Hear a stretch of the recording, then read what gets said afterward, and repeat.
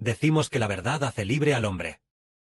El Señor Jesucristo también dijo: si permanecéis en mi verdad, no moriréis jamás.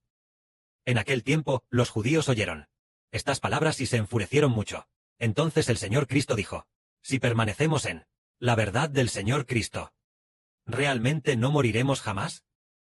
Hubo una vez en que el apóstol Pedro fue a casa de Cornelio para hablar de la crucifixión del Señor Cristo y del Evangelio de la resurrección de entre los muertos, para que la gente crea en el Señor Jesús, el Evangelio del perdón de los pecados.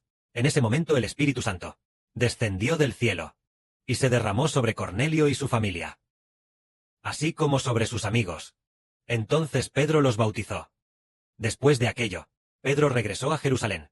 Los hermanos dijeron: ¿cómo es que fuiste a comer a casa de gentiles? No puedes ir a comer a casa de gentiles. Entonces Pedro relató cómo fue guiado por el Espíritu Santo a casa de Cornelio para predicar el Evangelio, y mientras estaba hablando, el Espíritu Santo descendió. Así que los bauticé. Cuando Pedro hablaba de este contenido, los hermanos respondieron: de manera que Dios también les ha dado la vida a ellos. Es decir, que les ha dado la vida. Esto se refiere a que les ha dado el Espíritu Santo. Hace tiempo acabamos de decir que el Señor dijo: permaneced en mi verdad, y no moriréis jamás. Pero al principio hubo un hombre al que el Padre dijo: del fruto del árbol del conocimiento del bien y del mal, el día que comas, ciertamente morirás. Adán comió, y en ese instante Adán murió. Pero el cuerpo de Adán siguió viviendo. Adán siguió viviendo cientos de años, pero la vida de Adán, que pertenecía a Dios, ya había muerto. El espíritu que pertenecía a Dios ya estaba muerto.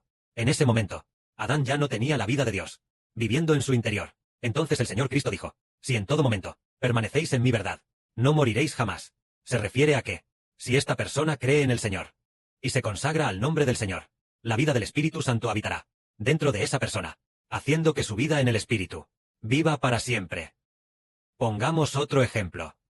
Antes de que el hermano Heber conociera al Señor, el hermano Heber estaba muerto, pero ahora ha vuelto a la vida.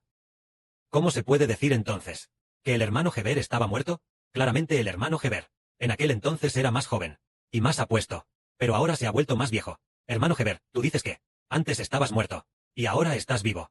¿A qué se refiere esto? Antes, el Espíritu Santo, esta clase de vida otorgada por Dios, esta vida que proviene del Espíritu Santo, el Espíritu que proviene del Espíritu Santo estaba muerto. Ahora, lo que proviene del Espíritu Santo, la nueva vida, está viva.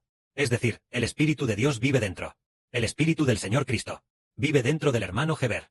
Por eso la vida de ahora está viva. La vida de antes, la vida de Dios anteriormente, estaba muerta en Heber. Entonces, debido a que la vida de Dios y del Señor estaba muerta en el hermano Heber, Heber no tenía la vida de Dios y del Señor, por lo tanto, vivió una vida de pecado. Vivió una vida de maldad. Pero ahora la vida de Dios vive en el interior, y así vivimos la vida de Dios y del Señor Jesucristo. Esto quiere decir que el Señor dijo: si permanecéis en la verdad, no moriréis jamás. Se refiere a que nosotros creímos en el Señor, entonces vivimos este tipo de vida santa y sin pecado del Señor Jesucristo.